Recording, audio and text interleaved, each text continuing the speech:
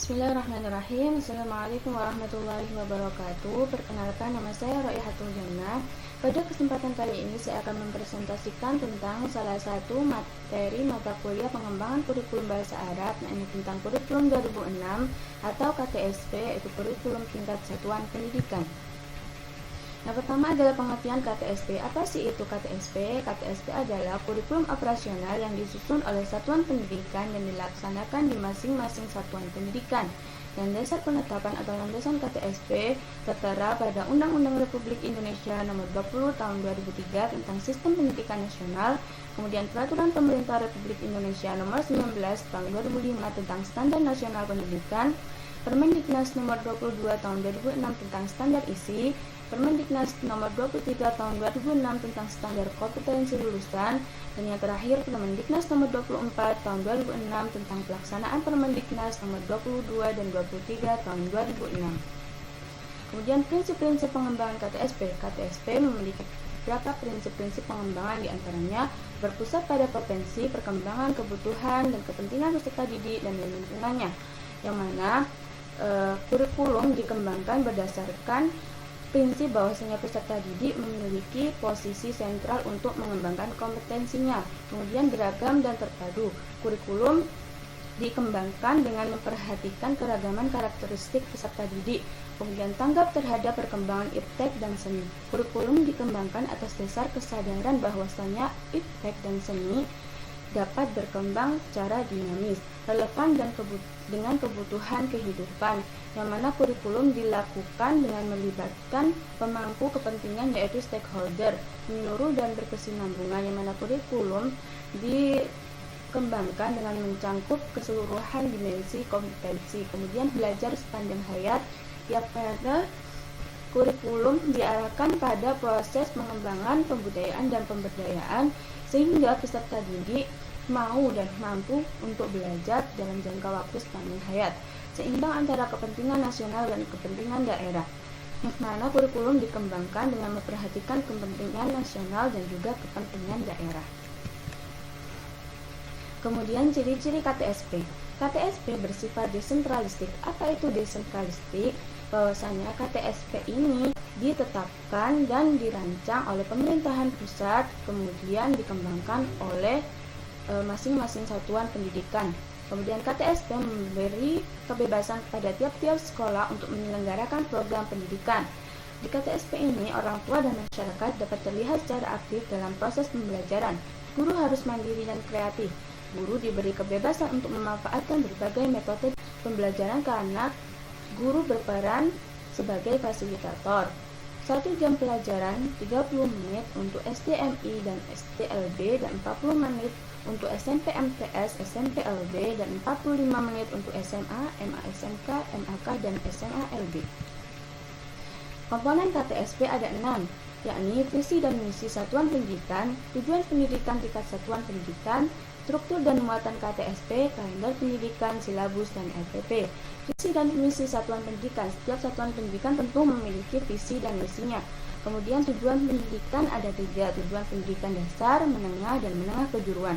Tujuan pendidikan dasar yang mana meletakkan kecerdasan, pengetahuan, kemudian kepribadian, akhlak mulia, serta keterampilan untuk hidup mandiri dan mengikuti pembelajaran selanjutnya. Kemudian tujuan pendidikan menengah yakni meningkatkan kecerdasan, pengetahuan, akhlak mulia, kemudian keterampilan serta kepribadian untuk hidup mandiri dan mengikuti pendidikan tahap selanjutnya. Kemudian tujuan pendidikan menengah kejuruan yakni meningkatkan kecerdasan, pengetahuan, kepribadian, akhlak mulia serta keterampilan untuk hidup mandiri dan melanjutkan pendidikan ke tahap selanjutnya sesuai dengan kejuruannya. Kemudian struktur dan muatan KTSP. Struktur dan muatan KTSP meliputi mata pelajaran yang sudah ada ketentuannya dalam standar isi yang terdiri atas pelajaran agama dan akhlak mulia, kewarganegaraan dan kepribadian, ilmu pengetahuan dan teknologi, estetika atau kesenian, dan pendidikan jasmani, olahraga, dan kesehatan. Kemudian muatan lokalnya merupakan kegiatan kurikuler yang disesuaikan dengan ciri khas dan potensi daerah. Kemudian kegiatan pengembangan diri, yang mana pada kegiatan pengembangan diri ini Peserta didik memiliki kesempatan untuk mengembangkan potensi, bakat, dan minatnya. Pengaturan beban belajar. Setiap satuan pendidikan memiliki beban belajar masing-masing. Kemudian ketuntasan belajar. Ketuntasan belajar kriteria idealnya adalah ketika ketuntasan materi atau setiap masing-masing indikator telah mencapai 75%. Dan kriteria ideal itu ditentukan oleh masing-masing satuan pendidikan yang disesuaikan dengan kemampuan rata-rata siswanya. Kemudian kenaikan kelas dan kelulusan biasanya dapat pada akhir tahun pelajaran. Kenaikan kelas dan kelulusan itu dapat dicapai ketika sudah menuntaskan program pembelajaran, kemudian mendapatkan nilai yang baik, kemudian lulus ujian sekolah dan lulus ujian nasional. Kemudian penjurusan ini biasanya dilakukan pada saat peserta didik itu duduk di kelas 11 dan 12 SMA, kemudian di SMK atau MAK. Kemudian pendidikan kecakapan hidup meliputi kecakapan pribadi, kecakapan sosial, akademik, dan kecakapan vokasional. Pendidikan berbasis keunggulan lokal dan global, yang mana pendidikan ini memanfaatkan keunggulan lokal dan daya saing global dalam berbagai bidang seperti ekonomi, budaya, dan lain-lain. Kemudian kalender pendidikan.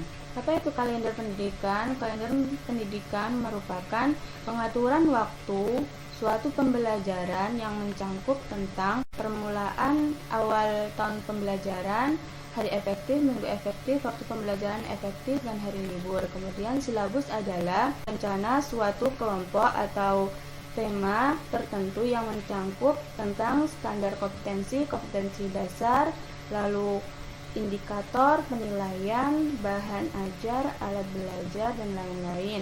Kemudian RPP merupakan rencana pembelajaran yang menggambarkan pengorganisasian atau prosedur untuk mencapai satu kompetensi dasar yang telah ditetapkan dalam standar isi dan dijabarkan dalam silabus.